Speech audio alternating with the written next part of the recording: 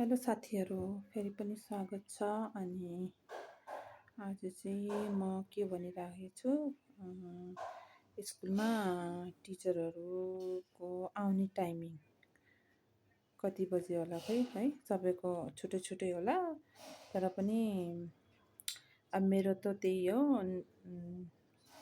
9:15सम्म पुग्नुपर्छ। यसो अब आफ्नो गेट ड्युटी त्यस्तो भयो भने चाहिँ 9 बजीसम्म 9:05 त्यस्तो पुग्दा पनि हुन्छ। अनि सजिलै छ।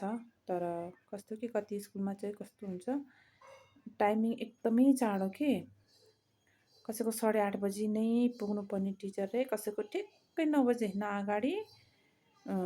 अगाडि चाहिँ हुनु भएन। बरु छिटो छिटो गयो भने चाहिँ केही हुँदैन, ढिला गयो भने चाहिँ जस कतिको त के भन्ने स्यालेरीदेखि पनि स्यालेरी कट गरिदिनु हुँदो रहेछ कि ढिला आयो भनेर।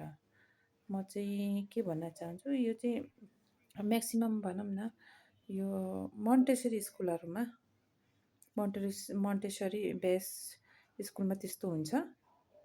अनि कहिले त कस्तो लाग्छ कि हामी टिचरहरू त मसिनो हो जस्तो लाग्छ। किनकि अब बिहान सबैलाई हतार हुन्छ, बिहान भ्याइ नभ्याइ हुन्छ, त्यसमाथि फेरि चाँडै स्कुल जाने। अब एक्लै हुने जालसम्म त ठिकै छ।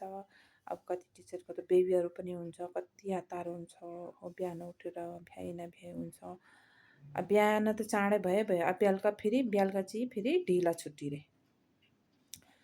4:30 बजीसम्म बस्नै पर्ने। अब के भनौँ त्यस्तो कुरालाई। म त अब बिहान पनि चाँडै अनि बेलुका चाहिँ ढिला। अब त्यो त कति स्कुलले बुझ्नुपर्ने, टिचरहरूलाई कति स्कुलमा एकदमै प्रेसर हुँदो रहेछ। बिहान चाँडो बेलुका ढिला, अनि बिहान हतारमा जाऊ, बेलुका थाकेर लोत भएर आऊ। फेरि स्कुलको काम पनि हुन्छ, कति बच्चाको काम, आफ्नो घरको पनि काम, आफ्नो बच्चालाई पनि हेर्ने। यो चाहिँ अलिकति कस्तो के ठिक लागेन। अब यो चाहिँ ठुलो क्लास भन्नाले पनि मोन्टेसरीहरूमा चाहिँ धेरै हुन्छ। अब यो खै यो रुल हो कि के हो, मैले त के भन्ने, हाम्रो चाहिँ स्कुलमा टाइमिङ चाहिँ टिचरहरूको लागि ठिक छ। अब धेरै जस्तो स्कुलमा चाहिँ टाइमिङ चाहिँ मलाई चाहिँ कस्तो लाग्छ कि एकदम स्ट्रिक्ट, त्यस्तो पनि राम्रो हुँदैन। अब टिचिङ भनेको एकदमै गाह्रो काम हो, त्यो चाहिँ फ्रेस माइन्डले गर्न पाए सजिलो।